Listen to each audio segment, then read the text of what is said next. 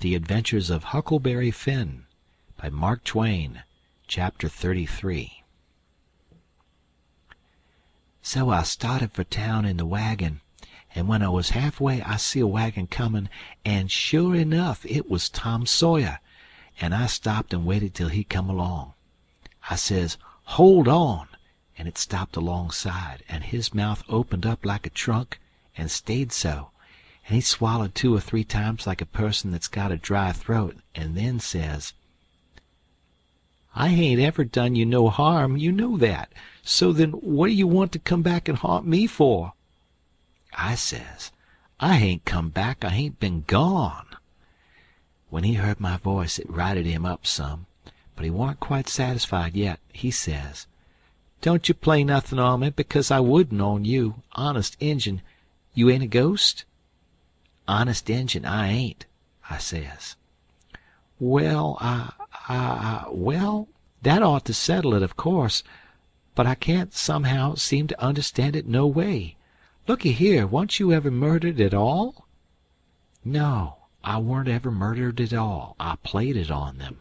You come in here and feel of me if you don't believe me." So he done it, and it satisfied him, and he was that glad to see me again he didn't know what to do. And he wanted to know all about it right off, because it was a grand adventure and mysterious, and so it hit him where he lived. But I said, leave it alone till by and by, and told his driver to wait, and we drove off a little piece, and I told him the kind of a fix I was in, and what did he reckon we better do. He said, let him alone a minute and don't disturb him. So he thought, and pretty soon he says, "It's all right, I've got it. Take my trunk in your wagon, and let on it's yourn, and you turn back and fool along slow, so as to get to the house about the time you ought to, and I'll go towards town a piece and take a fresh start, and get there a quarter or a half an hour after you, and you needn't let on to know me at first." I says, "All right, but wait a minute, there's one more thing, a thing that nobody don't know but me. And that is, there's a nigger here that I'm a-trying to steal out of slavery, and his name is Jim, old Miss Watson's Jim." He says, "What? Why, Jim is—" He stopped and went to studying. I says, "I know what you'll say. You'll say it's dirty, low-down business, but what if it is? I'm low down, and I'm a-going to steal him, and I want you to keep mum and not let on. Will you?" His eye lit up, and he says, "I'll help you steal him." Well, I let go all holts then, like I was shot. It was the most astonishing speech I ever heard, and I'm bound to say Tom Sawyer fell considerable in my estimation, only I couldn't believe it. Tom Sawyer a nigger stealer! "Oh, shucks," I says, "you're joking." "I ain't joking neither." "Well, then," I says, "jokin' or no jokin', if you hear anything said about a runaway nigger, don't forget to remember that you don't know nothin' about him, and I don't know nothin' about him."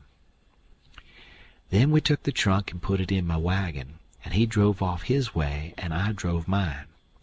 But of course I forgot all about driving slow on accounts of being glad and full of thinking, so I got home a heap too quick for that length of a trip. The old gentleman was at the door, and he says, "Why, this is wonderful. Whoever would have thought it was in that mare to do it? I wish we'd have timed her, and she ain't sweated a hair, not a hair. It's wonderful. Why, I wouldn't take $100 for that horse now. I wouldn't, honest, and yet I'd have sold her for 15 before, and thought 'twas all she was worth." That's all he said. He was the innocentest, best old soul I ever see. But it warn't surprisin', because he warn't only just a farmer, he was a preacher too, and had a little one-horse log church down back of the plantation, which he builded himself at his own expense, for a church and schoolhouse, and never charged nothin' for his preachin', and it was worth it too. There was plenty other farmer preachers like that, and done the same way, down south. In about half an hour Tom's wagon drove up to the front stile, and Aunt Sally she sees it through the window, because it was only about 50 yards, and says, "Why, there's somebody come. I wonder who 'tis. Why, I do believe it's a stranger. Jimmy," that's one of the children, "run and tell Lize to put on another plate for dinner." Everybody made a rush for the front door, because of course a stranger don't come every year, and so he lays over the yaller fever for interest when he does come. Tom was over the stile and starting for the house. The wagon was spinning up the road for the village, and we was all bunched in the front door. Tom had his store clothes on, and an audience, and that was always nuts for Tom Sawyer. In them circumstances it warn't no trouble to him to throw in an amount of style that was suitable. He warn't a boy to meeky along up that yard like a sheep. No, he come calm and important like the ram. When he got in front of us he lifts his hat ever so gracious and dainty, like it was the lid of a box that had butterflies asleep in it, and he didn't want to disturb them, and says, "Mr. Archibald Nichols, I presume?" "No, my boy," says the old gentleman. "I'm sorry to say your driver has deceived you. Nichols's place is down a matter of 3 mile more. Come in, come in." Tom he took a look back over his shoulder and says, "Too late, he's out of sight." "Yes, he's gone, my son, and you must come in and eat your dinner with us, and then we'll hitch up and take you down to Nichols's." "Oh, I can't make you so much trouble. I couldn't think of it. I'll walk. I don't mind the distance." "But we won't let you walk. It wouldn't be Southern hospitality to do it. Come right in." "Oh, do," says Aunt Sally. "It ain't a bit of trouble to us, not a bit in the world. You must stay. It's a long, dusty 3 mile, and we can't let you walk. And besides, I've already told 'em to put on another plate when I see you coming, so you mustn't disappoint us. Come right in and make yourself at home." So Tom he thanked him very hearty and handsome, and let himself be persuaded and come in. And when he was in he said he was a stranger from Hicksville, Ohio, and his name was William Thompson, and he made another bow. Well, he run on and on and on, making up stuff about Hicksville and everybody in it he could invent, and I was getting a little nervous and wondering how this was going to help me out of my scrape. And at last, still talking along, he reached over and kissed Aunt Sally right on the mouth, and then settled back again in his chair comfortable, and was going on talking, but she jumped up and wiped it off with the back of her hand and says, "You owdacious puppy!" He looked kind of hurt and says, "I'm surprised at you, ma'am." "You're Why, what do you reckon I am? I've a good notion to take it. Say, what did you mean by kissing me?" He looked kind of humble and says, "I didn't mean nothing, ma'am. I didn't mean no harm. I thought you'd like it." "Why, you born fool!" She took up the spinning stick, and it looked like it was all she could do to keep from giving him a crack with it. "What made you think I'd like it?" "Well, I don't know, only they told me you would." "They told you I would? Whoever told you's another lunatic. I never heard the beat of it. Who's they?" "Why, everybody. They all said so, ma'am." It was all she could do to hold in, and her eyes snapped, and her fingers worked like she wanted to scratch him, and she says, "Who's everybody? Out with their names, or there'll be an idiot short." He got up and looked distressed, and fumbled his hat and says, "I'm sorry, and I warn't expecting it. They told me to. They all told me to. They all said kiss her, and said she'd like it. They all said it, every one of them. But I'm sorry, ma'am, and I won't do it no more. I won't, honest." "You won't, will you? Well, I should reckon you won't." "No'm, I'm honest about it. I won't ever do it again, till you ask me." "Till I ask you?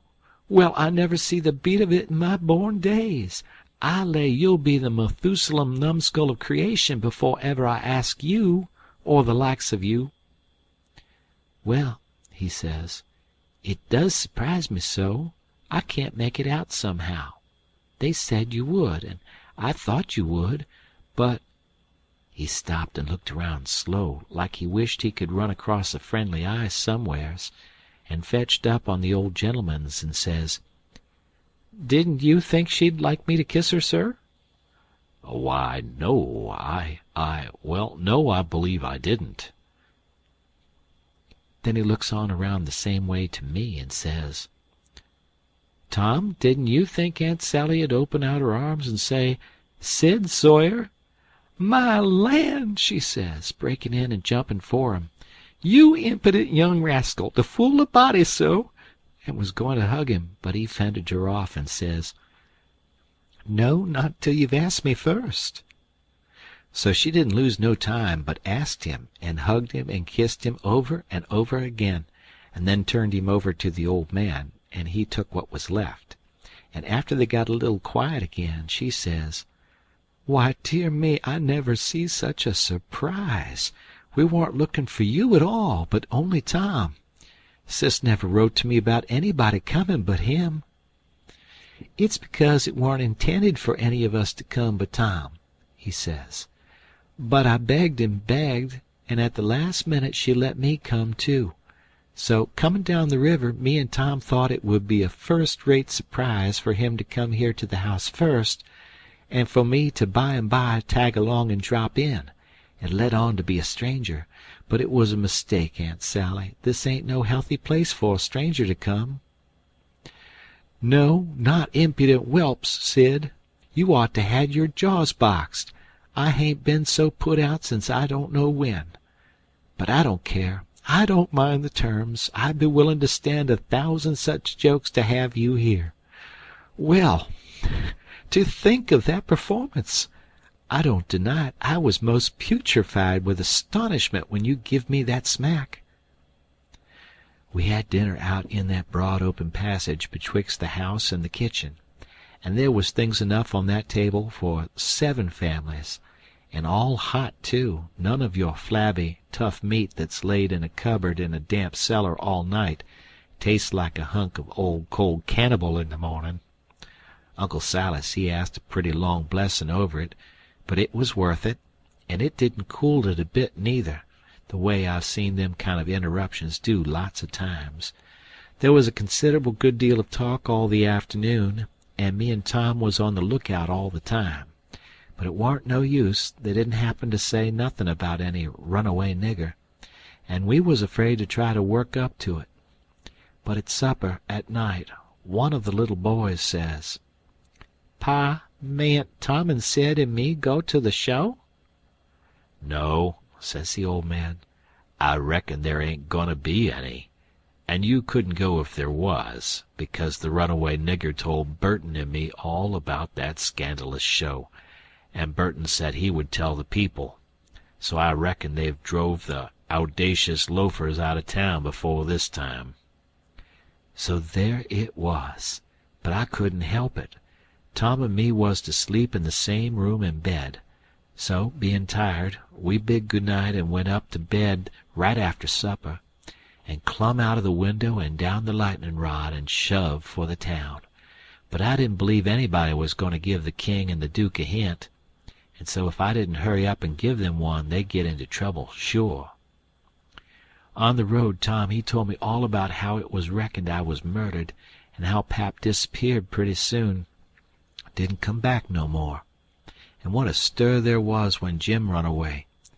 And I told Tom all about our royal none-such rapscallions, and as much of the raft voyage as I had time to. And as we struck into the town and up through the middle of it, it was as much as half after 8 then, here comes a raging rush of people with torches, and an awful whooping and yelling, and banging tin pans and blowing horns, and we jumped to one side to let them go by. And as they went by, I see they had the king and the duke astraddle of a rail. That is, I knowed it was the king and the duke, though they was all over tar and feathers, and didn't look like nothing in the world that was human, just looked like a couple of monstrous big soldier plumes. Well, it made me sick to see it, and I was sorry for them poor pitiful rascals. It seemed like I couldn't ever feel any hardness against them any more in the world.